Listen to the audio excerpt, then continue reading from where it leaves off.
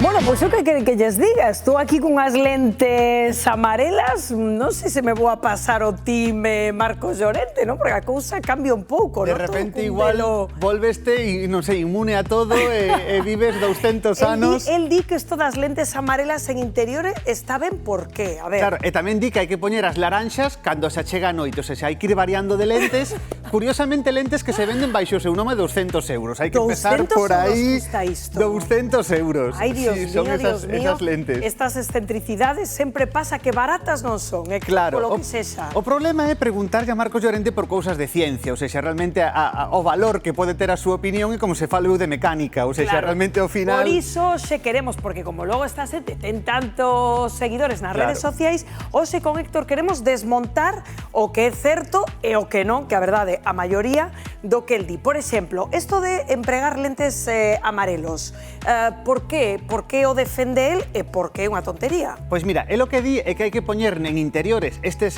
lentes con este filtro amarelo, porque o que van filtrar é filtrar a luz azul, é dicir, a luz azul que emiten pois as luces, os focos, as pantallas. O problema é que, claro, realmente a cantidade de luz azul que emiten esas pantallas é moi baixa, por exemplo, en relación coa luz azul que emite o sol, por exemplo, non? Que emite moitísima máis. E logo, despois, tampouco en todos os estudios e metaanálisis que se fixeron non se viu unha evidencia real de que esa luz azul vai a ter consecuencias sobre a nosa fatiga ocular. Entón, realmente, aí non ten ningún sentido. Sin embargo, que honestamente isto é que non... Bueno, ves todo como máis, como se fixera moitísimo calor, non? Máis amarelo. Claro, sin embargo, el renuncia das gafas de sol en exteriores. Ah, sí? Algo que non ten... Eso sí que é perigoso. Claro, porque o que di a teoría que di Marcos Llorente é que cando estamos no exterior temos que recibir esa luz do sol. E que se poñemos os lentes de sol estamos contando o noso cerebro que é de noite. Entón, ímonos queimar. Ten unha teoría moi tola que di que ímonos queimar se realmente non vemos o sol. Se non lle decimos a nosa pel que de día que estamos queimando, que está queimándonos o sol.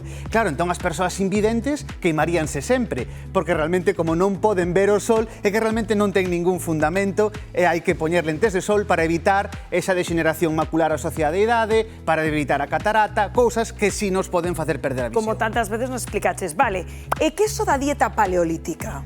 Que isto tamén está como correndo como a pólvora. Que leva a dieta dos homes das cavernas? Eso é moi gracioso, da dieta paleolítica, porque claro, el di que é para vivir máis. Pensa que no paleolítico a esperanza de vida era de 30 anos.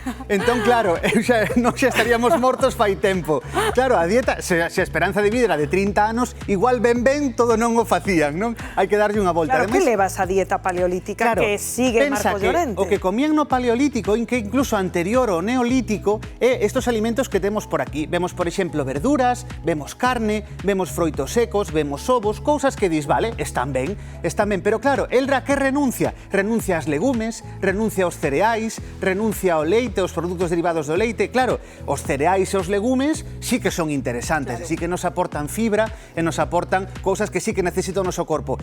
Este tipo de dieta podémolo levar uns días, non pasa nada, porque lle quitemos ao corpo durante uns días os legumes ou os cereais, pero claro, é que imos necesitar eses legumes e eses cereais por esa falta de fibra que el aí non está compensando moito. E logo, que isto que di sobre os roséis que deixan os avións, non? Esas estelas, que hai tamén como unhas teorías de que nos están como fumigando dende os ceos, Héctor? Nos fumigan, todo xa cuberto. Claro, faltalle decir que nos colexios botan piollos polo aire para que os nenos teñan piollos e logo tamén vender produtos. Non, isto non ten ninguna razón de ser. Os avións, si é certo que xa explicaron esos especialistas en física, en meteoroloxía moitísimas veces, aínda fai pouco a EMET explicou uno tamén outra vez para sair o paso deste tipo de afirmacións.